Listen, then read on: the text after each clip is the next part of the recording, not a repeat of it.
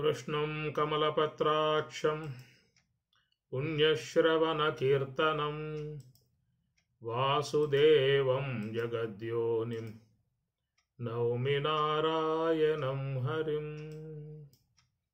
वसुदेवसुतं देवं कंसचाणूरमर्दनं देवकी परमानन्दं कृष्णं वन्दे जगद्गुरुं। कृष्णं वन्दे जगद्गुरुं। सीतारामस्वामी ने जैसिन ने रमदेमे, सीतारामस्वामी ने जैसिन ने रमदेमि। ख्याति गनी पद कंज युगलमुनु प्रीति तो दलपग भेदमिंशितिनो, सीतारामस्वामी ने जैसिन ने रमदेमि। రంగు గనా పదివేళ్లకు రత్న పుటుంగరములు నిన్నడిగితిన, సంగరు బంగరు శాలువ పాగాలంగీల్నడిగట్లడిగితిన, చంగట భూసుర పుంగవులెన్నగ చౌలకు చౌకట్లడిగితిన, మువ్వల గొలుసులు ముచ్చపు సరములు అంగనలకు నిన్నడిగితిన, సీతారామస్వామి నే జేసిన నేరమదేమి. ప్రేమతో నవరత్నంబులు దాపిన హేమ కిరీటం బడిగితిన, కోమల మగుని మెడలో పుష్పపు దామములిమ్మని అడిగితిన, మోమోటం పడకుండగని దగు మురుగులు గొలుసులు నడిగితిన, కమలేక్షణమిము సేవించుటకై ఘనముగరమ్మని పిలిచితి గాని, సీతారామస్వామి నే జేసిన నేరమదేమి. ప్రియాత్మ స్వరూపులారా, మకర సంక్రాంతి పండుగ అన్ని పండుగల కల్లా విశేషముగా జరుపుకునేటువంటి పండుగ, 5 రోజుల పండుగ. ప్రతి ఇల్లు శుభ్రపడుతుంది. ముందు పండుగలు వస్తే అందరూ కూడా సంతోషంగా ఆనందంగా పూట బంధువులతో స్నేహితులతో పరివారముతో అనేక ప్రాంతాలలో ఉన్నటువంటి కొడుకులు కూడా అందరూ కూడా ఒకసాడ కూడి ఎంతో మంచిగా ఆనందకరంగా ముచ్చట్లాడుకుంటూ సంతోషంగా ఉండేటువంటి ఈ యొక్క రోజుగా పండుగలు మన జీవితంలో ఒక నూతన విధానాలను ప్రసాదించేటువంటివిగా ఉంటాయి. ముఖ్యంగా గృహాలు బాగుపడతాయి. ఎక్కడెక్కడ ఉన్నటువంటి మొత్తం ఊడ్చి తీసుకొచ్చి భోగి మంటల్లో పడేస్తారు. ఆ పూటతో ఇంట్లో ఇల్లంతా ఖాళీ అయిపోతుంది. పాత వస్తువులన్నీ భోగి మంటలో పడేయటం ఆ పని. ఆ ప్రకారంగా అందరూ కూడా మరి కొత్త బట్టలు ధరించి నూతన పిండి వంటలు చేసుకుని సంతోషంగా ఉండేటువంటి విధానం ప్రతి పండుగలో ఉన్నటువంటిది. మరి నూతన జీవితాన్ని ఆరంభం చేసినట్లుగా ఉంటుందన్నమాట. వల్ల పాతతనాన్ని వీడి కొత్తతనాన్ని పొందే విధానం. రోజువారీగా అనేకటువంటి కార్యకలాపాలలో మునిగిపోయి అలసిపోయి ఉన్నటువంటి యొక్క వాళ్ళు 4 రోజులు 3 రోజులు సంతోషంగా ఇంటి పట్టున ఉండి అందరితో కలిసి ముచ్చట్లాడుకుంటూ సంతోషంగా గడిపే విధానాలుగా ఉండేటువంటి విధానంగా మనకు పండుగలు మహాత్ములు ఏర్పాటు చేశారు. ఇటు భౌతికంగా ఒక వినోదము, విలాసము, ఆనందము, సంతోషము అందరూ కలిసి ఆనందాన్ని పంచుకునే విధానముగా ఒకటి భౌతికంగా ఉండగా, రెండవది పారమార్థిక జ్ఞానపరంగా ఉండేటువంటి అంశాలు దాంట్లో ఉంటాయి. పండుగ అని చెప్పనంటే మనం తరింపజేసేటువంటి యొక్క అంశాలతో చేరి ఉండేటువంటి మరి పండుగలు. పండ అంటే బుద్ధి, పండ అంటే జ్ఞానము. మన యొక్క జ్ఞానాన్ని పండింపజేసే విధానం అనేటువంటి పండుగ అని చెప్పని అంటారు. కనుక ఇటు భౌతికంగా ఉన్నటువంటి అంశాలు ఉంటాయి, అటు పారమార్థికంగా ఉన్నటువంటి అంశాలు ఉంటాయి. అవి అలాగా సంతరించుకొని ఉన్నటువంటి వాటిలోనే పండుగలుగా మనకు పెద్దలు ఏర్పాటు చేసినటువంటి విధానము. ఒక్కొక్క పండుగ చూసినట్లయితే ఒక్కొక్క విశేషం ఉంటుంది. మరి నవరాత్రులు అమ్మవారి ఉత్సవాలు చేసుకుంటున్నామంటే 9 రోజులు మహిషాసురునితో పోరాడి లోక కంటకుడుగా ఉన్నటువంటి మహిషాసురును సంహరించడం కారణముగా అందరూ కూడా అమ్మవారిని ఆరాధించుకునే విధానం నవరాత్రులు, శరన్నవరాత్రులు జరుపుకునే విధానం ఉంటుంది. అట్లాగే దీపావళి పండుగ చేసుకుంటున్నామంటే అందరిని బాధించి, వేధించి, హింసించి, నిద్ర లేకుండా చేసి లోక కంటకుడుగా ఉన్నటువంటి నరకాసురుని వధించినటువంటిదిగా, అలాంటి దుర్మార్గుడు పోవటం కారణంగా అందరూ కూడా సంతోషంగా జరుపుకునేటువంటి పండుగగా దీపావళి పండుగ చెప్పుకుంటూ ఉంటాం. ఇట్లా విశేషంగా అనేక పండుగలు ఏదో కారణంగా మనం వాటిలో జరుపుకోవడం జరుగుతూ ఉంటుంది. మరి ఈ సంక్రాంతి అనేటువంటి పండుగ ఎందుకు జరుపుకుంటున్నాము అనేటువంటి విషయం మీద అందరూ కూడా వారి అభిప్రాయాలు చెప్పుకుంటూ వచ్చారు. ముఖ్యంగా రైతులు ఎంతో శ్రమ చేస్తారు, మన కోసంగా శ్రమ చేస్తారు. రాత్రి అనక పగలనక అక్కడ ఉండి నీరు కట్టి ఎరువులేసి పైరును కాపాడి ఎంతో కష్టపడి వారు పంట తీసుకొచ్చే విధానం. ఎన్నో అవాంతరాలు. పంట చేతికొచ్చే లోపల ఎక్కడో తుఫాను రేగిందా అని చెప్పనంటే పంట మొత్తం నేలమట్టం అయిపోతుంది.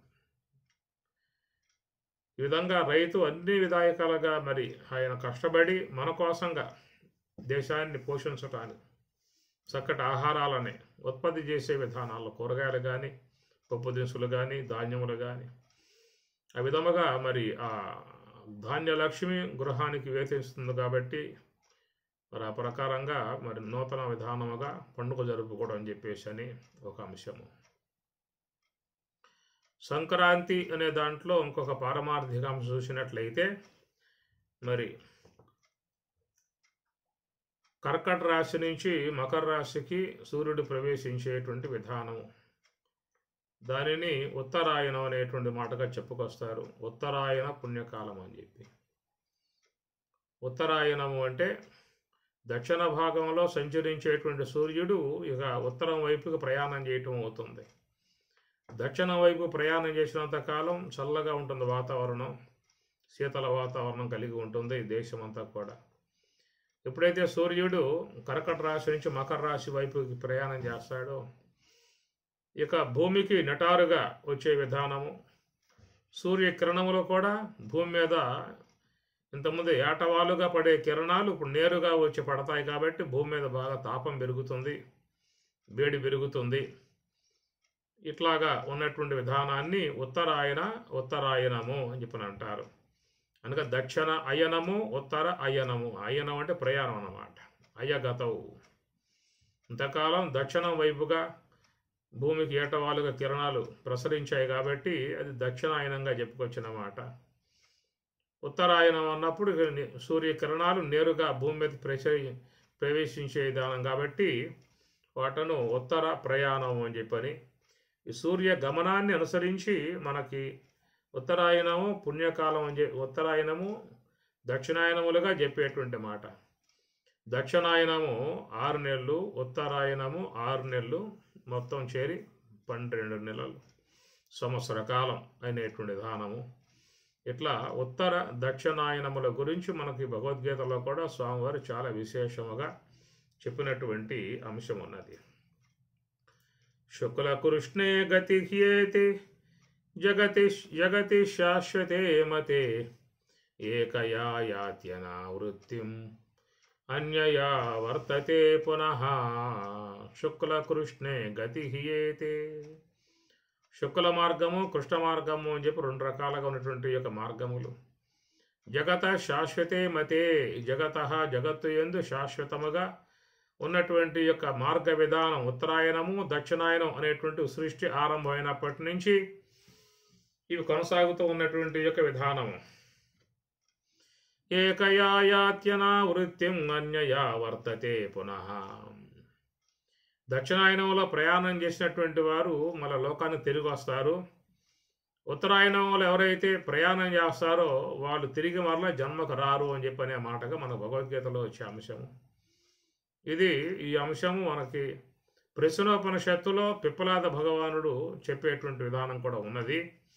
ఉపనిషత్తులలో ఉన్నటువంటి అంశాలనే భగవద్గీత బోధిస్తుంది కాబట్టి ఇది శ్రీమద్ భగవద్గీతాసు ఉపనిషత్తులను ప్రామాణికంగా తీసుకుని చెప్పే విషయం కనుక ప్రశ్నోపనిషత్తులో వచ్చినటువంటి ఉత్తరాయణ దక్షిణాయన యొక్క అంశాన్ని ఇంకా కొంచెం విపులంగా అర్థమయ్యే రీతిలో మనకి స్వామివారి భగవద్గీతలో చెప్పినటువంటి విధానము శుక్ల కృష్ణే గతి ఏతే జగత శాశ్వతే మతి విధముగా 2 మార్గాలు ఈ విషయంలో శాశ్వతముగా ఉన్నటువంటి విధానం అయితే మరి జీవులు ఆయా కాలాలలో ప్రయాణం చేసే విధానం ఉంటుంది.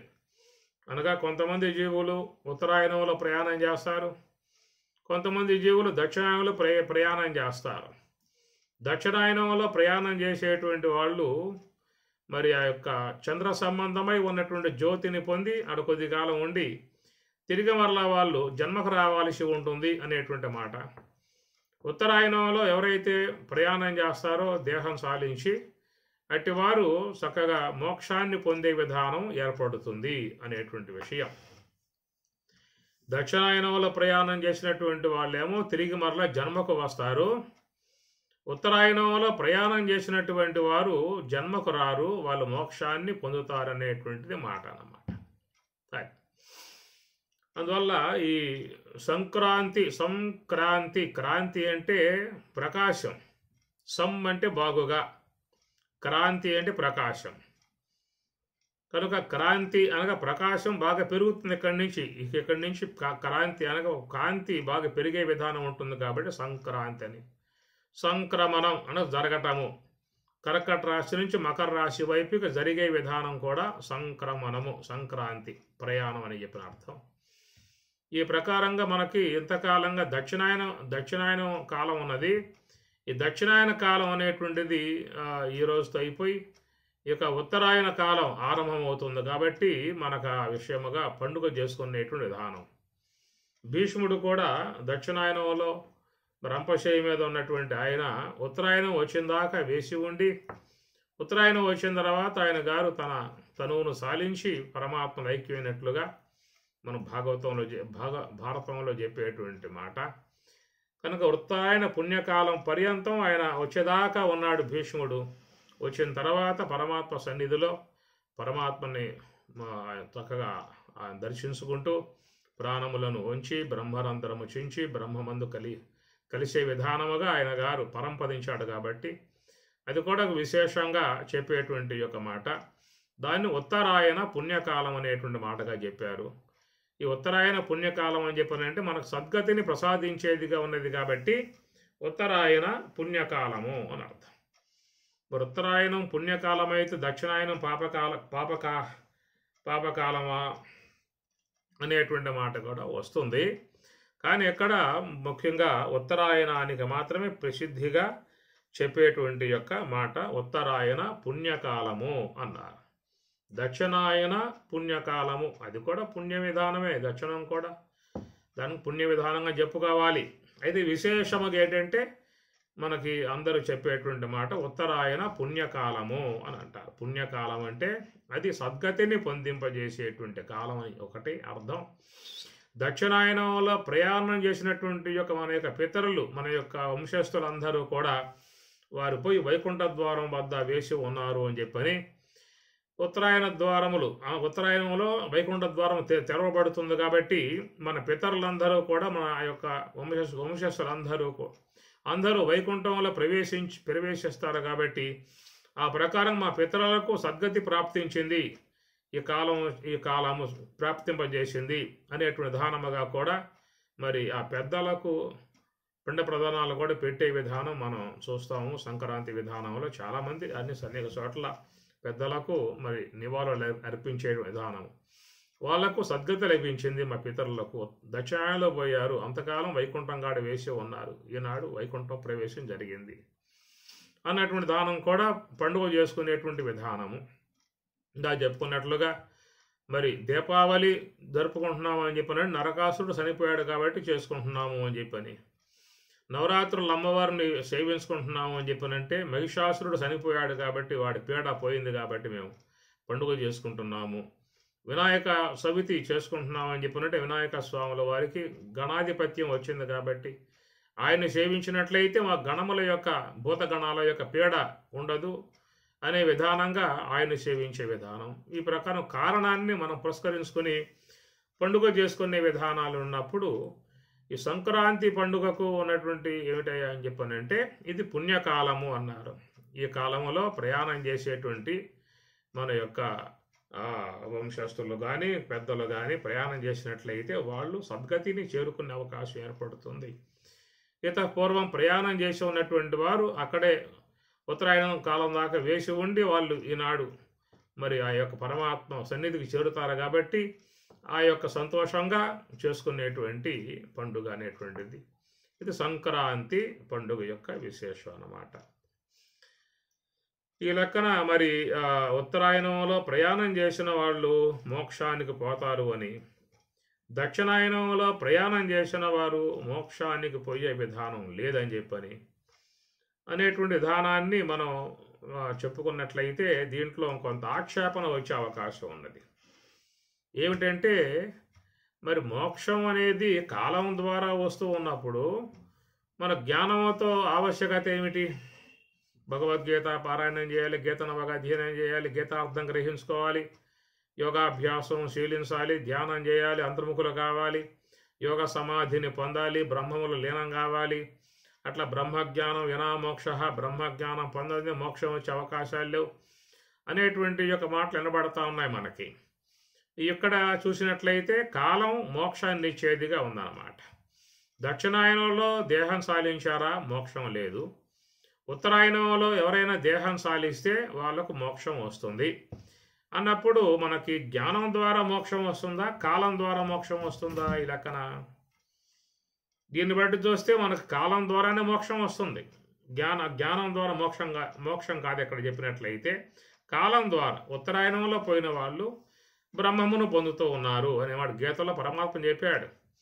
అగ్ని జ్యోతి అహహ శుక్ల షణ్మాసా ఉత్తరాయణం తత్ర ప్రయాత గచ్చంతి బ్రహ్మ బ్రహ్మ విదో జనాః అని పరమాత్మ 8వ అధ్యాయం చెప్పిన మాట. అగ్ని జ్యోతి అహహ శుక్ల షణ్మాసా ఉత్తరాయణం, షట్ మాస 6 మాసములుగా ఉన్నటువంటి యొక్క ఉత్తరాయణం. తత్ర ప్రయాత గచ్చంతి, తత్ర ప్రయాత ఆ కాలంలో ప్రయాణం చేసినట్లయితే శరీరాన్ని వదిలి మరి ప్రయాణం చేసేటువంటి వారు బ్రహ్మవిద జనాః, అటివారు బ్రహ్మవిద బ్రహ్మమును గుర్తించినటువంటి వారై వారు బ్రహ్మమును గచ్చంతి పొందుతూ ఉన్నారు అన్నారు. కాబట్టి వాళ్ళు బ్రహ్మమును పొందే విధానం ఏర్పడుతుంది అని చెప్పి అన్నారు. ధూమః రాత్రి దదా కృష్ణ షణ్మాసా దక్షిణాయనం తత్ర చాంద్రమసం జ్యోతి యోగి ప్రాప్య నివర్తతే. ధూమః రాత్రి దదా కృష్ణ ఇలాంటి విశేషాలు కలిగి షట్ మాస దక్షిణాయనం, షట్ మాస 6 మాసములు 6 నెలలు కలిగి ఉన్నటువంటి యొక్క దక్షిణాయనంలో తత్ర చాంద్రమసం జ్యోతి ఆ కాలంలో దేహం సాలించి ప్రయాణం చేసేటువంటి వారు తత్ర చాంద్రమసం చంద్ర సంబంధమై ఉన్నటువంటి యొక్క జ్యోతిని పొంది మళ్ళా తిరిగి మరలా వాళ్ళు నివర్తంతే, యోగి ప్రాప్య నివర్తంతే, వాళ్ళు తిరిగి మళ్ళీ ఈ లోకంలోకి వచ్చి దేహాన్ని పొందుతూ ఉన్నారనేటువంటి మాట. ఉత్తరాయణంలో ప్రయాణం చేసిన వాళ్ళేమో బ్రహ్మప్రాప్తిని పొందుతున్నారు, మోక్షంలో చేరిపోతున్నారు. దక్షిణాయనంలో ప్రయాణం చేసిన వాళ్ళేమో తిరిగి మరలా జన్మలకి వస్తూ ఉన్నారు అన్నారన్నమాట. మరి ఇది వాస్తవం కదా. మరి పరమాత్మ చెప్పింది ఈ విధానంగా ఇది వాస్తవం అనేటువంటి భావం వచ్చినట్లయితే ఎవరికి ప్రయాస అవసరం లేదు. యమ నియమాసన ప్రాణాయామ ప్రత్యాహార ధారణ ధ్యాన సమాధులు శ్రవణ మనన నిధిధ్యాసన తత్వ పదార్థ శోధనము వాసన క్షయము మనోనాశనము అనేటువంటి యొక్క సాధనాంశాలతో మనకి ఇక పెద్దగా అవసరం లేదన్నమాట. ఎందుకంటే ఉత్తరాయణం వచ్చిన దాకా కాస్త ఓపిక పెట్టి ఉత్తరాయణం వచ్చిన తర్వాత 6 మాసాలు ఉన్నది, ఆ పూటే వచ్చిపోతే ఏదైనా తొందరపడే పరిస్థితి ఏర్పడుతుంది. తొందరపడే పరిస్థితి అవసరం లేదు. 6 మాసాల లోపల ఎప్పుడైనా పోవచ్చు. ఇది కనుక 6 మాసాల లోపల కనుక దేహం సాలించి వెళ్ళిపోయారని చెప్పారంటే మీకు ఏ భగవద్గీత వద్దు, ఉపదేశాలు అవసరం లేదు, ఉపనిషత్తులు అవసరం లేదు, ధ్యానం అవసరం లేదు, ఇంకెవరి యొక్క ఆశ్రయం అవసరం లేదు, నేరుగా మోక్షంగా వెళ్ళిపోయే పరిస్థితి ఏర్పడుతుంది అన్నమాట. ఇది మనకు వచ్చేటువంటి అర్థం. సామాన్యాంశముగా చూసినట్లయితే మనకి ఇలాంటి విధానం వస్తుందన్నమాట. మరి ఈ ప్రకారం మలయాళ స్వాముల వారు 12 ఏళ్ళు గోగర్భంలో తపస్సు చేశాడు. అట్లా లక్ష్మీనారాయణులు కూడా యనమలలో మౌనవ్రతాలుగా ఆయన తపస్సు చేసిన విధానము. అట్లా బ్రహ్మేంద్ర స్వాముల వారు కూడా అరణ్యాలలో తపస్సు చేసిన విధానము. రమణ భగవానుల వారు కూడా తిరుమన్నామలయలో తపస్సు చేసిన విధానము. అంటే వివేకానంద, రామతీర్థ, సుఖ భగవానుడు, వ్యాసుడు, వశిష్ఠుడు ఇత్యాది మహాత్ములందరూ కూడా తాపస్సుకులు, తపస్సు చేసినటువంటి వారే. మరి ఈ ప్రకారంగా సులభంగా మనకి ఆ యొక్క ఉత్తరాయణం వచ్చినప్పుడు మోక్షం వచ్చేదిగా ఉన్నప్పుడు ఇంకా వీళ్ళు ఎందువల్ల తెలియక చేశారా, తెలిసి చేశారా తపస్సు? వీళ్ళు తెలిసి తెలియక చేశారనే విషయం వస్తుంది ఇక్కడ. కాబట్టి ఈ ప్రకారంగా దీంట్లో ఒక పారమార్థిక అంశం మన దాంట్లో గమనించాల్సి ఉంటుంది. కనుక వ్యావహారిక అంశముగా చూసినట్లయితే మనం చేసే సాధనలన్నీ నిరుపయోగం అనేటువంటి మాట వస్తుంది. ఎందుకంటే కాలం చేతనే మోక్షం ముడిపడి ఉన్నది, సాధన చేత మోక్షం ముడిపడి లేదు అనే భావం తోస్తుంది ఇక్కడ. కాలమే మోక్షాన్ని ఇస్తుంది. ఉత్తరాయణ కాలం వస్తేనే మోక్షం పొందే అవకాశం ఉంది. ఎంతోమంది మహాత్ములు తపస్సు చేసినటువంటి వారు దక్షిణాయనంలో కూడా దేహం సాలించారు.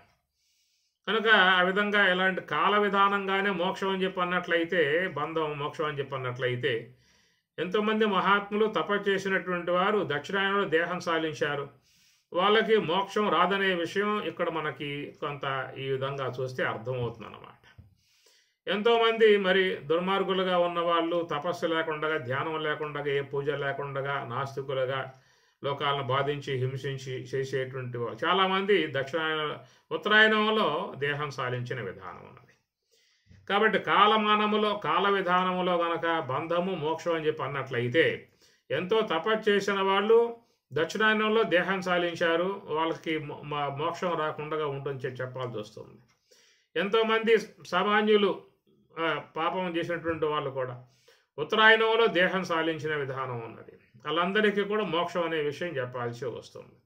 కాబట్టి ప్రకారముగా కాల విధానంలోనే మోక్షం అనేటువంటి యొక్క మాటగా చెప్పినట్లయితే మనకు ఈ యొక్క శాస్త్ర సంబంధమై ఉన్నటువంటి జ్ఞానం అంతా కూడా నిరుపయోగం అవుతుంది.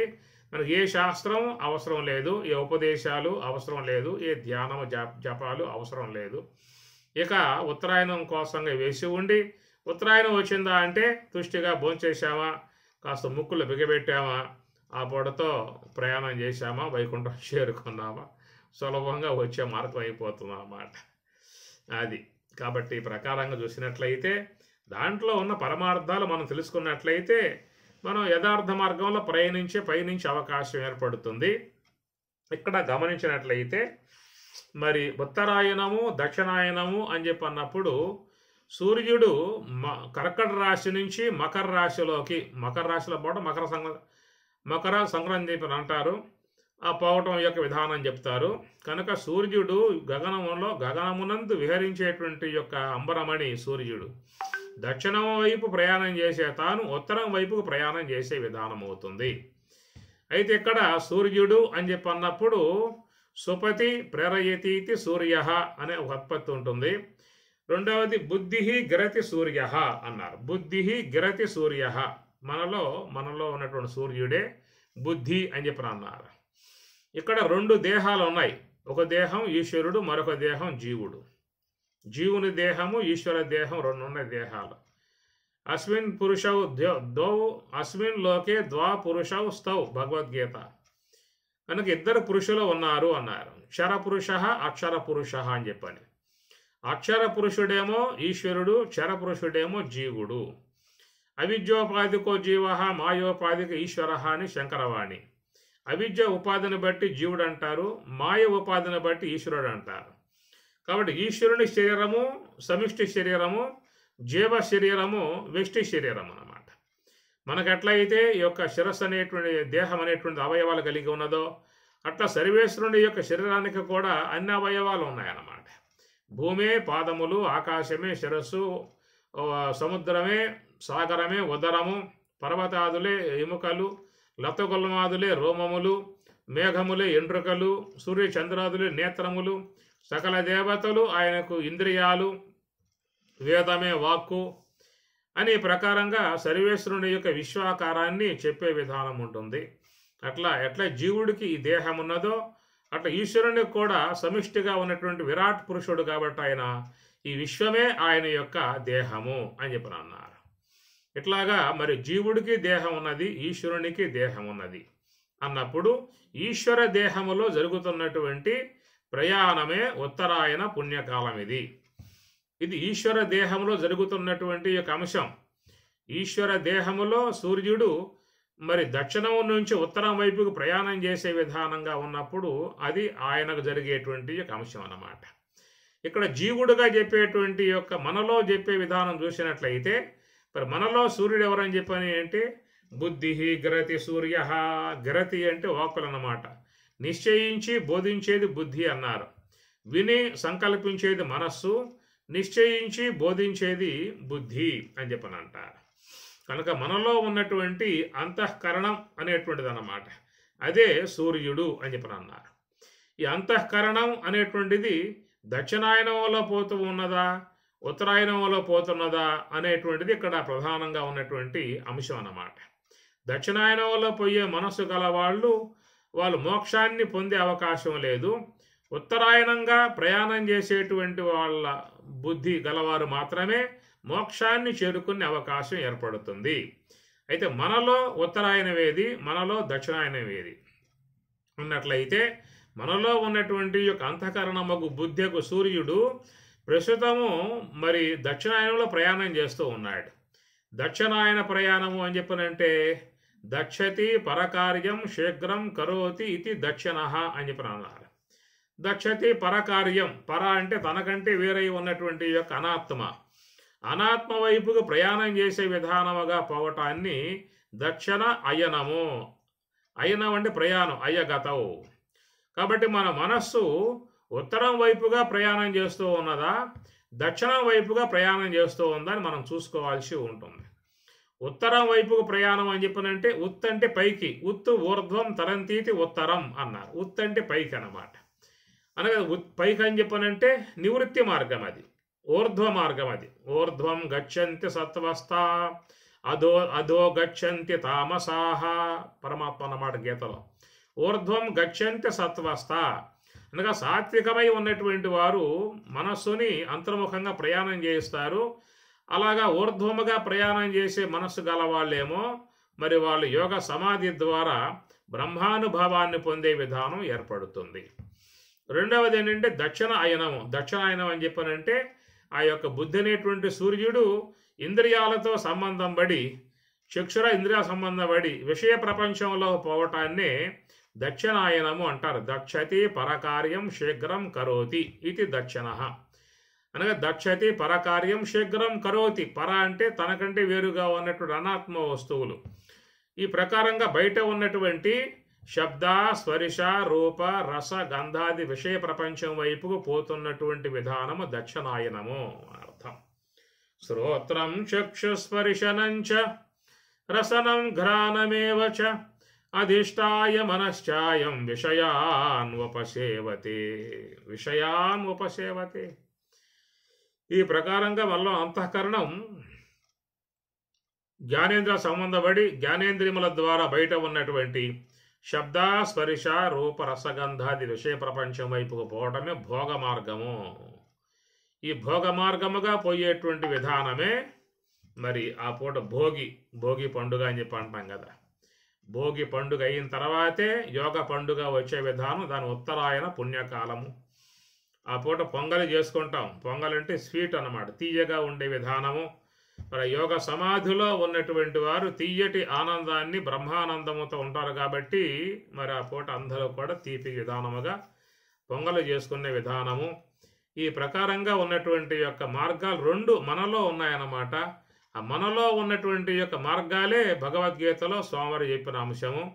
ఎవరైతే మనస్సుని హంస వెంబటే ఉంచి మరి మనస్సుని ధ్యానం ద్వారా యోగము ద్వారా మనస్సుని నివృత్తి మార్గం వైపుకు ప్రయాణం చేస్తారో దాన్ని ఉత్తర అయనము. ఉత్ అంటే పైకి, ఏదా పైకి అని చెప్పి అన్నప్పుడు దానికి మన స్వామి చెప్పిన మాట, స్థూల దేహానికి ఆధారం శ్వాస, శ్వాసకు ఆధారం కుండలిని, దానికి ఆధారం సంకల్ప శక్తి, దానికి ఆధారం మనస్సు, మనస్సుకు ఆధారం బుద్ధి, బుద్ధికి ఆధారం జీవుడు, జీవునికి ఆధారం ఈశ్వరుడు, ఈశ్వరునికి అధిష్టానం శుద్ధ బ్రహ్మము అని చెప్పి అన్నారు.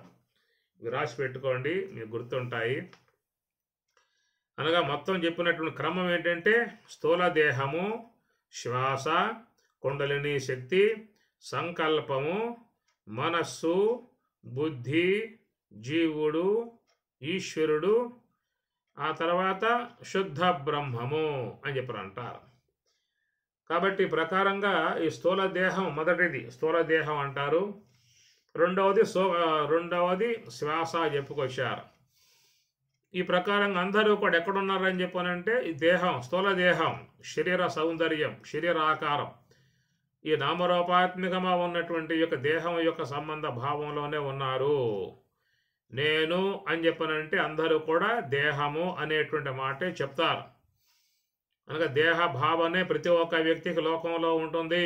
జన్మతః వచ్చే భావం దేహభావం తప్ప బ్రహ్మభావం రాదు ఎవరికి కూడా.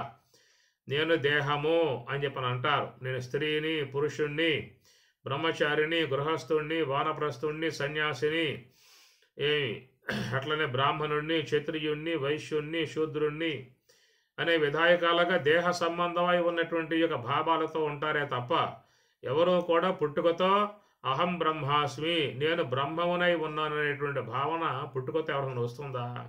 ఎవరికి రాదు.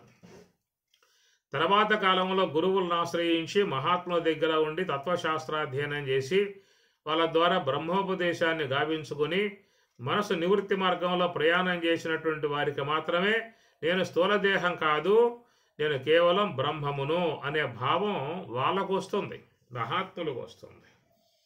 నాహం దేహోనేంద్రియాణ్యంతరంగం నాహంకార ప్రాణవర్గో న బుద్ధి ధారాపత్య క్షేత్ర విత్తాది దూర సాక్షి నిత్య ప్రత్యేగాత్మా శివోహం అనే భావన వాళ్ళకి ఆ ఉత్తరాయణంలో ప్రయాణం చేసి మరి ఆ యొక్క ఉత్తరాయణంలో బ్రహ్మము యొక్క అనుభవాన్ని పొందినటువంటి వాళ్ళ యొక్క భావన ఈ ప్రకారంగా ఉంటుందన్నమాట.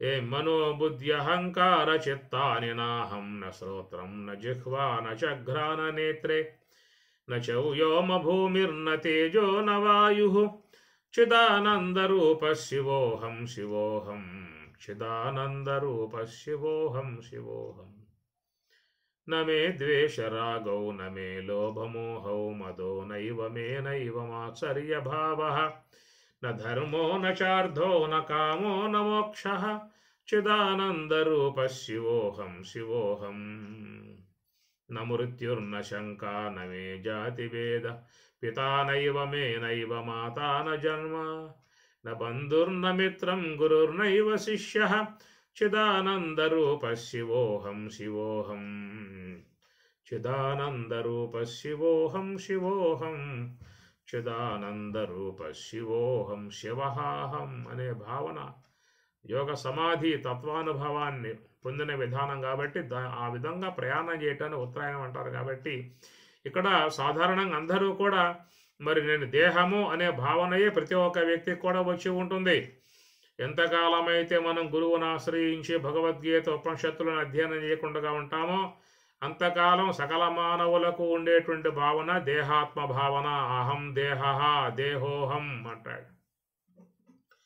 దేహోహం బనో దేహ భ్రాంతి విడి సోహం భావ రహస్యం బిరిగి దేహోహం బనో దేహ భ్రాంతి విడి సోహం భావ రహస్యం బిరిగి అహం బ్రహ్మాస్మి అని మది పలుకుచు మోహపాశమును మొదటికి దృంచి శలవసగి పంపుమా గురుదేవా సద్గురుదేవా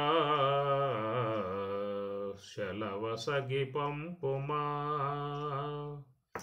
శలవసగి పంపుమా అని బ్రహ్మంగారు ఈ తత్వాన్ని రాస్తూ దీంట్లో మహావాక్యాలు పెడతాడు. అహం బ్రహ్మాస్మి, అయం ఆత్మ బ్రహ్మ, తత్వమసి అన్నీ కూడా ఈ మహావాక్యములతో ఒక తత్వం రచించినట్టు విధానం బ్రహ్మేంద్ర స్వాముల వారు. అజ్ఞానము విడి సుజ్ఞానంబుచే ప్రజ్ఞానంబను సంజ్ఞను దిలియ దరిజూపవేయక దరిజేరగా మాకు అయమాత్మాయను అనుభవమంద శలవసగి పంపుమా. ఆ విధంగా గురువుని ఆశ్రయించినప్పుడు కదా ఈ తత్వం యొక్క సంబంధ భావం వచ్చేది. అందుచేత పుట్టుకతో ప్రతి ఒక్కరికి కూడా దేహ సంబంధ భావంతో ఉంటారు. ఈ దేహానికి ఏం కావాలో అవి సమకూర్చుకోవటమే జీవిత పరమార్థం. ఇంకేం వాడికి లేదేక. ఆత్మ లేదు, పరమాత్మ అనే భావం లేదు, మోక్షం అనే పాయింట్ లేదు, ధ్యానం అనేటువంటి అంశం లేదు. కేవలం దేహ సంబంధ భావం ఉన్నారు కాబట్టి ఇక ఆ దేహాన్ని పోషించుకోవడానికి మరి పడేటువంటి యొక్క పాటలు ఆ దేహ సంబంధ భోగాల కోసంగా అలమటించేటువంటి విధానాలు, వాటిల కోసంగా అహర్నిశలు శ్రమబడి తెప్పలబడి నానా వనరులన్నీ కూడా సమకూర్చుకునే పనిలో మునిగిపోవటంతో మరి ఉన్నటువంటి యొక్క ఆయువంతా కర్పూర ఆర్తలా కరిగిపోతూ ఉన్నది. బాల్యం తెలియకుండా పోయింది, వృద్ధాప్యం తెచ్చినప్పటికి కూడా నిరుపయోగంగా పోయింది. ఉన్న యవనం కాస్త ఈ విషయ సంపాదన సంబంధాలతోనే పోయింది. ఈ ప్రకారంగా బాల్యం గడిచి యవనం గడిచి వృద్ధాప్యం గడిచి మృత్యుగుహల్లోకి ప్రవేశిస్తూ ఉన్నాడు. కాబట్టి ఈ దేహం యొక్క సంబంధ భావంలో ఉన్నంతకాలం అతడు దక్షిణాయనంలో ఉన్నట్లే. కనుక అందరూ కూడా దక్షిణాయనంలోనే ప్రయాణం చేస్తూ ఉన్నారు. ఒకవేళ ఉత్తరాయణం వచ్చిందా అంటే అది సూర్యుడికి అనగా ఈశ్వరుడికి ఈశ్వర శరీరములో వస్తున్నటువంటి యొక్క విధానం కాబట్టి ఆ ఉత్తరాయణం ఈశ్వరునిది, ఆ దక్షిణాయనం ఈశ్వరునిది అని అర్థం. కాబట్టి మనకు రావాలి ఉత్తరాయణం. మనకు రావటం అంటే బహిర్ముఖంగా విషయ ప్రపంచంలోనికి ప్రాపంచకము, విషయలోకము, సాంసారిక లోకము మిథ్యా సంబంధమై, మాయా సంబంధమై, కల్పిత సంబంధమై, అవిద్యా సంబంధమై, పరిణామశీలమై, మిథ్యా మాత్రమై, నశ్వరమై, దుఃఖభూయిష్టమై ఉన్నటువంటి యొక్క జగత్ సంబంధమై ఉన్నటువంటి విషయ ప్రపంచం వైపు పోయినంతకాలం మనం దక్షిణాయనంలో ఉన్నటువంటి వారమే. ఏనాడైతే గురువును ఆశ్రయించి తత్వశాస్త్ర అధ్యయనం చేసి ఆయన ద్వారా చక్కగా మా యొక్క ధ్యాన మార్గోపదేశమును పొంది మనస్సుని హంస వెంబట పెట్టి నివృత్తి మార్గం వైపుకు ప్రయాణం చేసిన నాడు ఆనాడు నీకు జీవితంలో ఉత్తరాయణం ఆరంభం అయినట్లు లెక్క. ఆనాడు నీకు ఉత్తరాయణము ఆరంభము అన్న గురుదేవుని యొక్క అస్తమస్తక సంయోగముతో బ్రహ్మోపదేశమును పొంది బహిర్గతముగా పోయే మనస్సుని ఇంద్రియాల వైపుకు పోనివ్వకుండగా మనదేమిటి మార్గం? ఎప్పుడు ఇంద్రియాలేక ఇంద్రియాలు విషయాలు, ఇంద్రియాలు విషయం. ఇంకేమన్నా చెప్పండి. లేచిన కాడి నుంచి ఇంద్రియములతో సంబంధం, జ్ఞానేంద్రియ సంబంధం, స్థిరోత్రేంద్రియంతో, నేత్రేంద్రియంతో, గ్రానేంద్రియంతో, జిహ్వేంద్రియం, తిందామా విందామా కందామా అనేటువంటి మార్గమే తప్ప కాసేపు ధ్యానములో ఉందామా అనేటువంటి మాటే లేదు. ఇది గడుస్తున్నటువంటి విధానం కనుక ఈ ప్రకారముగా జీవుడు మరి జాగ్రత్త అవస్థ, స్వప్న సుషుప్తి అవస్థ, 3 అవస్థలు జాగ్రత్త, స్వప్న, సుషుప్తి తప్ప యోగ సమాధి లేదు. ఈ ప్రకారముగా అజ్ఞాన సంబంధమై, విషయ సంబంధమై, ప్రాపంచిక సంబంధమై, మిథ్యా సంబంధమై, నశ్వర వస్తువులతో సంబంధం కలిగి పోయినంతకాలం ఈ జీవుడి యొక్క మార్గం దక్షిణాయనంలోనే చాలా వరకు లోకంలో అందరూ ప్రయాణం చేస్తూ ఉన్నారు. మాకు ఉత్తరాయణం వచ్చింది, మాకు ఉత్తరాయణం ఏడొచ్చింది నీకు ఉత్తరాయణం అని చెప్పని ఆ ఉత్తరాయణం వచ్చింది సూర్య భగవానుడు ఈశ్వరునికి దేహంలో, సర్వేశ్వరుడి దేహంలో ఉత్తరాయణం వచ్చింది. నీ దేహంలో ఉత్తరాయణం రావాలి కదా. ఆయన దేహంలో ఉత్తరాయణం వస్తే ఆయనకు ఉపయోగం, నీ దేహంలో ఉత్తరాయణం వస్తే నీకు ఉపయోగం. కాబట్టి నీకు మోక్షం రావాలని నువ్వు ఉత్తరాయణం వైపు తిరగాలి. ఉత్తండి పైకి, ఊర్ధ్వగామి. ఊర్ధ్వం సద్ద గచ్చంతి సత్వస్థ ఇంద్రియాని పరాణ్యాహు ఇంద్రియేభ్య పరం మనః మనసస్తు పరా బుద్ధి బుద్ధే పరతస్తు సహ ఏవం బుద్ధే పరం బుద్ధ్వా సంస్తభ్యాత్మానం ఆత్మనః జహి శత్రుం మహాబాహో కామరూపం దురాసదం జయించు అన్న పరమాత్మ గీతలో. ఇంద్రియాని పరాణ్యాహు ఇంద్రియేభ్య పరం మనః అని పరమాత్మ అంటాడు 3వ అధ్యాయంలో. విషయముల కంటే ఇంద్రియములు పైన ఉన్నాయి, ఇంద్రియాల కంటే మనస్సు ఇంకా పైన ఉన్నది, మనస్సు కంటే బుద్ధి ఇంకా పైన ఉన్నది. ఆ బుద్ధి కంటే యో బుద్ధే పరతస్తు సహా ఆ బుద్ధి కంటే కూడా ఇంకా అగ్రభాగంలో ఉన్నటువంటి స్వరూపమే ఆత్మస్వరూపము. అగ్రభాగం అన్నమాట. మనం కార్తీక మాసంలో చూస్తాం కదా, కార్తీక మాసంలో శివాలయాలలో ధ్వజస్తంభానికి వెలిగిస్తారు జ్యోతి, దాన్ని ఆకాశ దీపము అని చెప్పని అంటారు. అట్లాగా ఆకాశ దీపం పైన ఉన్నది, పైన ఉన్న దాన్ని దర్శించుకోవాలి. దాన్నే మకర జ్యోతి అన్నారు. జ్యోతి దర్శనం చాలా ఇరుముడు ధరించి మరి అయ్యప్ప స్వామి కొండకి వెళ్ళి సంక్రాంతి పూట అందరూ కూడా మకర జ్యోతి దర్శించుకుంటారు. మేము పునీతులమయ్యాము, మేము తరించాము, ధన్యులమయ్యాము, మాకు మోక్షం ప్రసాదింపబడింది అనే భావనతో, భక్తి భావంతో వాళ్ళు సంతోషంగా తిరిగి వస్తారు. సంతోషం అలాంటి చేయటం సంతోషం, మంచి మార్పు వచ్చే అవకాశం ఉంటుంది. మండల కాలం పాటు దీక్ష వహించారంటే కొన్ని అలవాట్లు విడలబాట్లు పోయి చక్కగా సన్నిధి స్నానము, నేలపడక, నియమిత జీవన విధానము అది శాశ్వతంగా వచ్చి ఉంటే మాత్రం వాళ్ళ జీవితం ధన్యమవుతుంది. ఆ మండలం కాలం వరకు మాత్రమే పాటించి యథావిధిగా మళ్ళా వ్యవహారాల్లో మునిగిపోతే అది మళ్ళీ రెండో పక్షం అవుతుంది. కనుక మనిషి యొక్క మార్పు కోసంగా ఏర్పాటు చేసినటువంటి యొక్క అంశములే కనీసం మండల కాలం కనుక చేసినట్లయితే ఏదో రకం వీళ్ళలో మార్పు వస్తుంది, మంచిగా భగవద్భక్తి ఏర్పడుతుంది, దురలవాట్లు కూడా కొంచెం తొలగిపోయే అవకాశం ఉంటుంది, మనిషిగా మంచిగా మారే అవకాశం ఏర్పడుతుంది అన్న కోణంలో ఏర్పాటు చేసి ఉన్నటువంటి యొక్క అంశములు మనం వాటిని స్వాగతించాలి. కాబట్టి ఈ ప్రకారంగా అయ్యప్ప స్వామికి మెట్లు మొత్తం 18 ఉంటాయి. భగవద్గీత అధ్యాయాలు మొత్తం 18, ఈశావాస్యోపనిషత్తు మంత్రాలు 18, అట్లా భారతం 18 పర్వాలు, యుద్ధం జరిగింది 18 రోజులు, సైన్యం 18 అక్షోహిణుల సైన్యం, అట్లనే పురాణములు 18 పురాణాలు. ఈ ప్రకారంగా అన్నీ కూడా 18 చెప్పుకొచ్చే విధానము. కనుక 18 మెట్లు అని చెప్పని ఏమిటా అని చెప్పండి, మనలో కూడా మోక్షం అనగా నివృత్తి మార్గం ఉత్తరాయణ పుణ్యకాలంగా ప్రయాణం చేసే విధానంలో కూడా సాధకుడు ఈ 18 దాటాలి. నివృత్తి మార్గంలో హంస యొక్క ఆశ్రయంలో మనస్సుని భగవంతునిపై లగ్నపరచి మరి ఆ యొక్క మనస్సు ఉత్తరాయణంగా ప్రయాణం చేసే విధానములో ఈ 18 మెట్లు ఈ సాధకుడు అధిరోహిస్తాడు. ఏమిటా 18 అని చెప్పనంటే జ్ఞానేంద్రియములు 5, కర్మేంద్రియములు 5, ప్రాణవాయువులు 5, మనస్సు, బుద్ధి, అహంకారం మొత్తం కూడా 18. ఈ 18ని కూడా అధిరోహించే విధానముగా ప్రయాణం చేయగలిగేటువంటి యొక్క భాగాన్నే ఉత్తరాయణ పుణ్యకాలము. ఏనాడైతే నీ జీవితంలో గురువు అనుగ్రహముతో ఈ రూపకంగా నివృత్తి మార్గంలో ప్రయాణం చేసే విధానముగా ఏనాడు నీకు ప్రాప్తిస్తుందో ఆనాడే నీ జీవితంలో పుణ్యకాలం ఆరంభం అయినట్లు లెక్క అన్నమాట. అది వాళ్ళందరూ పుణ్యాత్ములు, ధన్యాత్ములు, భవ్యాత్ములు. కాబట్టి మనం అందరినీ కూడా సేవిస్తానండి. మహాత్ములు రమణ మహర్షి, వివేకానంద, రామతీర్థ, తోతాపురి, పరమహంస, యాజ్ఞవల్కి, వశిష్ఠుడు, జమదగ్ని, సుఖ భగవానుడు ఇత్యాది మహాత్ములందరినీ అన్నమయ్య తీర్థులు, లక్ష్మణార్యులు, వివేకానంద, చిన్మయానంద, తోతాపురి, దయానంద ఎందుకు వాళ్ళే మహాత్ములకు సేవిస్తున్నాను చెప్పండి. వాళ్ళని వాళ్ళు ఉత్తరాయణంలో ప్రయాణం చేశారు. ఆ ఉత్తరాయణంలో ప్రయాణం చేసి ఈ 18 మెట్లు అధిరోహించి జ్యోతి దర్శనం పొందారు. జ్యోతి దర్శనం అంతర్జ్యోతి జ్ఞానజ్యోతి అన్నారు. ఏమి దీప దర్శనం, జ్ఞాన దర్శనం లోపల అవుతుంది, బయట కాదు. లోపలికి పోవాలి. లోనికి పోతే అట్టివాడు యోగ సమాధి యందు ఆ జ్యోతిని, ఆత్మజ్యోతిని దర్శిస్తారు. అంతర్జ్యోతి, బహిర్జ్యోతి, ప్రత్యగ్జ్యోతి, పరాత్పర జ్యోతి జ్యోతి స్వయం జ్యోతి ఆత్మజ్యోతి శివోస్మ్యహం ఆత్మజ్యోతియే శివహం అన్నారు.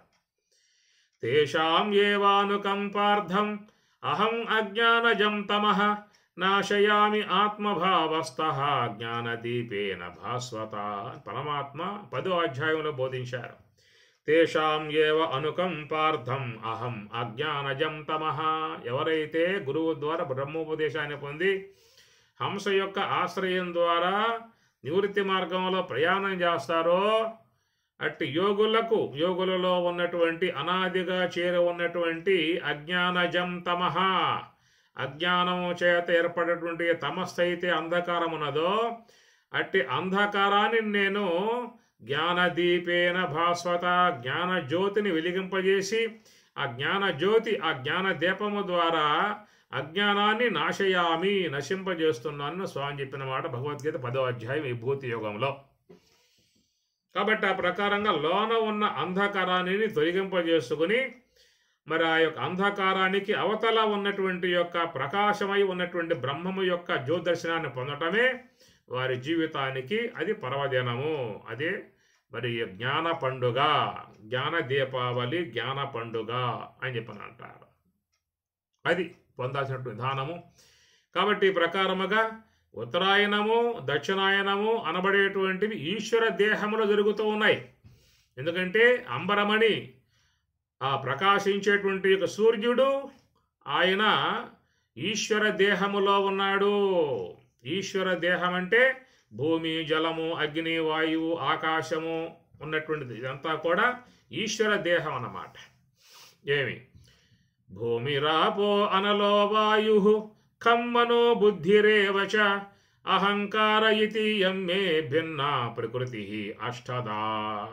స్వయంగా స్వామి చెప్పిన మాట ఈ మాట. భూమి ఆపహ అనలహ వాయు అన్నారు. భూమి, జలము, అగ్ని, వాయువు, ఆకాశము, అహంకార తత్వము, మహత్తత్వము, అవ్యక్త తత్వము అనబడేటువంటి 8 భిన్న ప్రకృతి అష్టదా, 8 విధములుగా ఉన్నటువంటి ప్రకృతి మే నా యొక్క దేహము అని స్వామి చెప్పారు.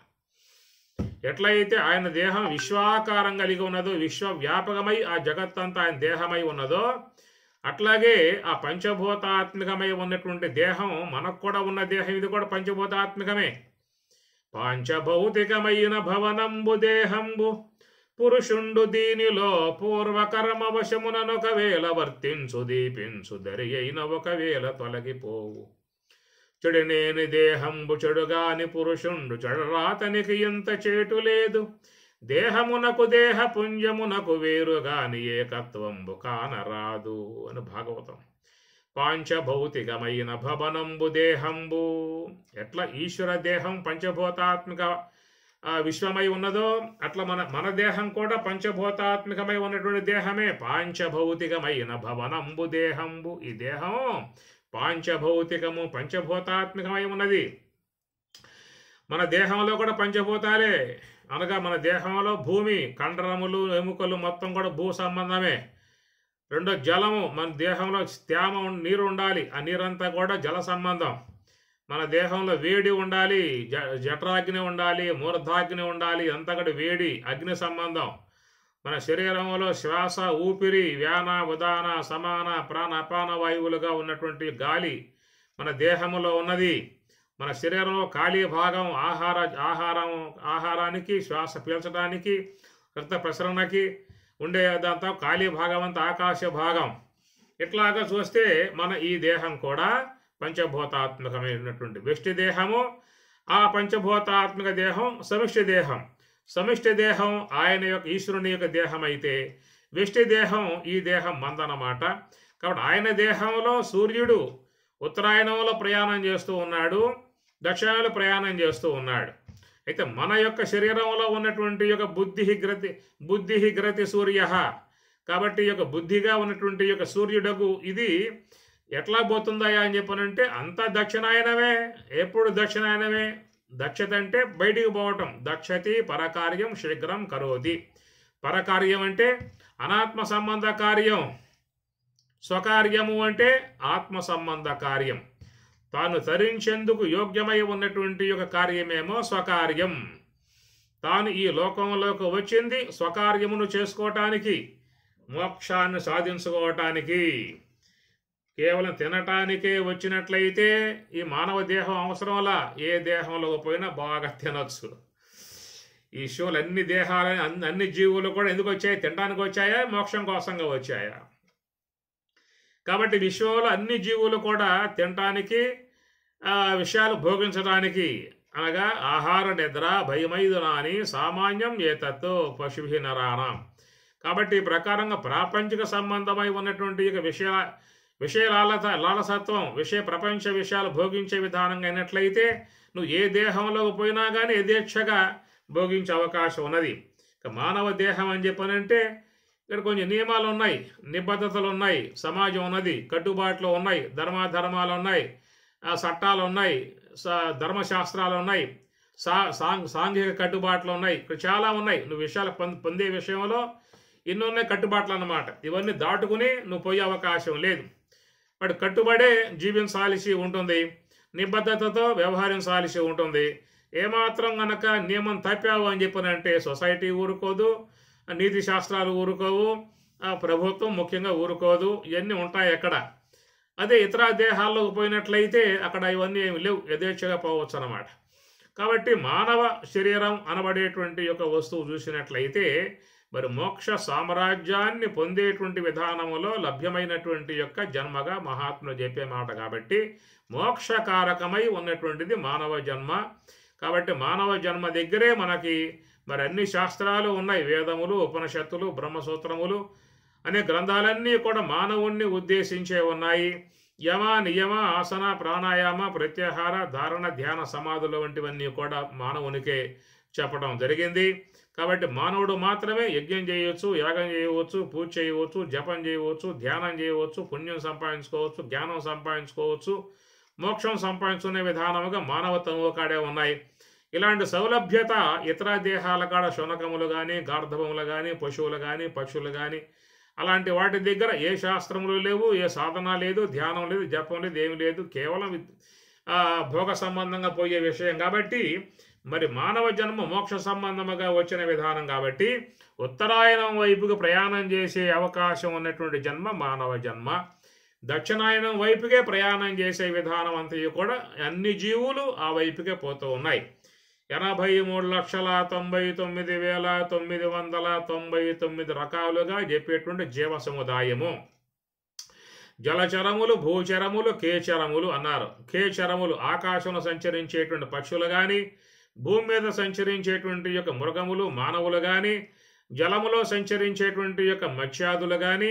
ఇట్లా చూసినట్లయితే వాళ్ళు లెక్కబెట్టిన విధానం 83,99,999 రకాలు అన్నారు. చివరిది కట్టగడబడి జన్మ, చివరి జన్మ మానవ జన్మ, జ్ఞానయుక్తమై ఉన్న జన్మ, మోక్షం పొందే జన్మ. కాబట్టి ఇలాంటి మానవ జన్మలో మాత్రమే ఉత్తరాయణంలో ప్రయాణం చేసే అవకాశం ఉన్నదే తప్ప ఈ విషయంలో ఏ ప్రాణికి కూడా ఉత్తరాయణం వైపుకు ఉత్తరాయణం అంటే ఊర్ధ్వముగా యోగ మార్గముగా పోయే అవకాశం ఏ ప్రాణికి లేదు, ఒక మానవ ప్రాణికి మాత్రమే ఉన్నది. కాబట్టి అందువలన వీడు మరి మహాత్ముల ద్వారా విషయం తెలుసుకుని ఉత్తరాయణం వైపు ప్రయాణం చేసేటువంటి యొక్క శుభారంభం ప్రారంభం చేసుకోవాలి. ఆనాడే ఎప్పుడైతే నువ్వు బ్రహ్మ విద్యను అధ్యయనం చేసి గురువు ద్వారా బ్రహ్మోపదేశాన్ని పొంది మనస్సుని సంకల్పాల నుంచి వేరు చేసి అన్నారు. తత్రైకాగ్రం మనఃకృత్వ యతచిత్తేంద్రియ క్రియ ఉపవిశ్వాసనే యుంజాత్ యోగం ఆత్మవిశుద్ధయే. యోగం ఆత్మవిశుద్ధయే. యుంజన్నేవం సదాత్మానం యోగి విగత కల్మషః సుఖేన బ్రహ్మ సంస్పర్శం అత్యంతం సుఖం అశ్నుతే. యుంజన్నేవం సదా ఆత్మానం యోగి విగత కల్మషః. యోగి యుగవాడు విగత పోగొట్టబడ్డటువంటి కల్మషః కల్మషాలు పోగొట్టుకుని ఆ నివృత్తి మార్గంలో ప్రయాణం చేసి మరి బ్రహ్మ సంస్పర్శం అన్నాడు. బ్రహ్మ సంస్పర్శ, ఆ బ్రహ్మమును స్పృశించుట, బ్రహ్మమును తాకటము, బ్రహ్మమును స్పృశించటము, బ్రహ్మములో చేరిపోవటము, బ్రహ్మమే తానే ఉండటము. బ్రహ్మవేద బ్రహ్మైవ భవతి అని చెప్పి అన్నారు. అట్టి ఆ బ్రహ్మానుభవముతో ఉన్నటువంటి విధానముగా పోవటాన్ని దాన్ని ఉత్తరాయణము అనే మాటగా స్వామివారి ఇక్కడ అగ్ని జ్యోతి అహః శుక్ల షణ్మాసా ఉత్తరాయణం తత్ర ప్రయాత గచ్చంతి బ్రహ్మ బ్రహ్మ విదో జనాః. విదో జనాః అటు జనులు బ్రహ్మ బ్రహ్మ బ్రహ్మవిదః బ్రహ్మవిదః అట్టి మార్గంలో ప్రయాణం చేసేటువంటి వారు మాత్రమే బ్రహ్మవిదః బ్రహ్మమును గుర్తిస్తున్నారు అంటారు. కాబట్టి ప్రకారముగా మరి ఉత్తరాయణం వచ్చింది, దక్షిణాయనం వచ్చింది అని మనం అందరం కూడా వ్యవహార విధానంలో చెప్పుకుంటూ ఉన్నాం. ప్రతి సంవత్సరంలో మనకి దక్షిణాయనం వస్తుంది, ఉత్తరాయణం వస్తుంది. రేపు మే నెల దాటి ఇక జులై వచ్చిందంటే మళ్ళీ దక్షిణాయనం ఆరంభమవుతుంది. జనవరి దాకా దక్షిణాయనం ఉంటుంది. జనవరి వచ్చిందా ఉత్తరాయణం ఆరంభమవుతుంది. ఇట్లాగా ఉత్తరాయణము దక్షిణాయనములుగా ఈశ్వర దేహములో జరుగుతున్నటువంటి యొక్క విధానమే తప్ప జీవుని యొక్క దేహములో, మన దేహములో ఏనాడు ఉత్తరాయణ పుణ్యకాలం అనేటువంటిది వస్తుంది అర్థం. ఏనాడైతే నువ్వు బ్రహ్మ విద్యలు అడుగు పెడతావో ఆ పూట నీ యొక్క జీవితానికి పుణ్యకాలము. ఏనాడు గురువు యొక్క అనుగ్రహానికి పాత్రుడవై నివృత్తి మార్గం వైపుకి ఆరంభం చేస్తావో ప్రయాణం, ఆ పూట నీకు శుభారంభం. అదే ఉత్తరాయణ ప్రారంభం నీ జీవితంలో అవుతుంది. జనులకెల్ల శుభము సాంఖ్యయోగము, దాని వలన ధర్మనిష్ట వలన అంతకాలమందు హరిచింత చేయుట, పుట్టువలకు ఫలము భూవరేంద్ర అన్నాడు భాగవతంలో శుగ భగవాన్లు వారు. జనులకెల్ల శుభము సాంఖ్యయోగము. శుభం ఏమిటయ్యా శుభం అని చెప్పనంటే, జనులకెల్ల శుభం సాంఖ్యం, సాంఖ్యశాస్త్రంలో దిగాలి, తత్వశాస్త్రాధ్యయనం చేయాలి, స్థూల పంచకరణ సూక్ష్మ పంచకరణలు అధ్యయనం చేసి పంచకోశముల వివేచన కలిగి ఇట్లాగా విషయాలను చక్కగా అవగాహన చేసుకునే విధానముగా రావటాన్ని దాని సాంఖ్యయోగము అన్నారు. సాంఖ్యయోగము వలన ధర్మనిష్ట వలన, రెండో ధర్మనిష్ట అన్నాడు. ధర్మనిష్ట అంటే సాధన, దాన్ని యోగ సాధన అంటారు. ఇట్లా తత్వశాస్త్రాధ్యయనం చేసి సాధన చేసి ఆ తత్వానుభవాన్ని పొందటమే అది మరి జీవితానికి ధన్యత. జనులకెల్ల శుభము సాంఖ్యయోగము, దాని వలన ధర్మనిష్ట వలన అంతకాలమందు హరిచింత చేయుట, పుట్టువులకు ఫలము భూవరేంద్ర. పుట్టువులకు ఎవరైతే మానవ దేహముగా పుట్టారో వాళ్ళకి అది ఫలము అన్నారు. అదే ధన్యత అని చెప్పనేటువంటి యొక్క మాటగా ఇక్కడ స్వామివారు చాలా విషయాలు దీంట్లో చెప్పుకొస్తారు. ఆ సాధన చేసేటప్పుడు వచ్చే అనుభవాలు ధూమ, అగ్ని, జ్యోతి, అహహ, శుక్ల, షణ్మాస. అగ్ని ఇది మరి నివృత్తి మార్గంలో ప్రయాణం చేసేటువంటి వారికి ముందుగా వచ్చేది అగ్ని అన్నారు. అగ్ని అని చెప్పనంటే మన కర్మలను దగ్ధం చేసే విధానముగా ఉన్నటువంటి జ్ఞానాగ్ని అని అర్థం. అనేక జన్మలుగా ఉన్న కర్మలు అనేక జన్మలకు హేతువుగా ఉన్నాయి కాబట్టి వాట్లను దగ్ధం చేయటమే జ్ఞానాగ్ని. కాబట్టి పరమాత్మ ఇక్కడ తొలిగా అగ్ని అనే మాట వాడారు. అగ్ని, జ్యోతి, రెండో జ్యోతి అన్నారు. జ్యోతి అంటే ప్రకాశం ఉందా చెప్పుకున్నాం, జ్యోతిదర్శనం అని చెప్పేసి అని. అగ్ని, జ్యోతి, అహహ. అహ అంటే పగలు. పగలు అంటే ఆ జ్ఞానములో ఉన్నటువంటి విధానాన్ని పగలు అని చెప్పని అంటారు. శుక్లహ, శుక్లహ అని చెప్పనంటే మనలో తమస్సు తొలగిపోయి తెలుపు ఏర్పడుతుంది కాబట్టి శుద్ధ సాత్వికత ఏర్పడుతుంది కదా, దానిని శుక్లహ అన్నారు. ఈ 4 విశేషణాలతో ఉన్నటువంటి అగ్ని, జ్యోతి, అహహ, శుక్లహ ఇవన్నీ కూడా ఉత్తరాయణం యొక్క సంబంధమై ఉన్నటువంటి విశేషణాలు కాగా, ధూమః రాత్రి దదా కృష్ణః షణ్మాస దక్షిణాయనం. ఈ బహిర్ముఖంగా పోయేటువంటి వారికి ఏముంటుందో అని చెప్పారంటే ధూమః. ధూమం అంటే ఆ ధూమం ఎట్లయితే మనకి మరి బాగా కళ్ళు మూసేస్తుందో అట్లాగా మనలో ఏర్పడేటువంటి యొక్క మనో సంబంధమై ఉన్నటువంటి యొక్క ఆలోచనలు మనకి ధ్యానంలోకి పోనివ్వకుండా, జపం చేయనివ్వకుండా చేస్తాయి. కాబట్టి ఆ మనస్సులో ఏర్పడేటువంటి యొక్క అజ్ఞానం నుండి ఏర్పడేటువంటి యొక్క ఆలోచనలే మరి ధూమము అంటారు. ధూమః రాత్రి.